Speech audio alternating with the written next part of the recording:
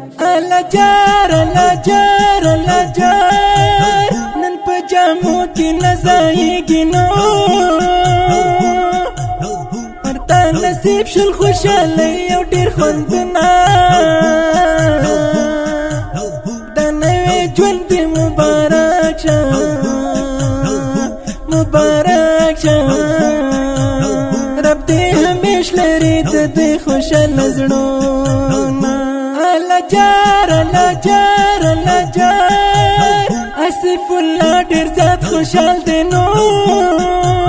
من پوره شوی د زړه ټول ارمانونه اسف الله ته مبارک شه مبارک شه نن پرې راوشیندی زرک او سپین ګلونه الجار الجار الجار وړه یاران ورته راغلي نو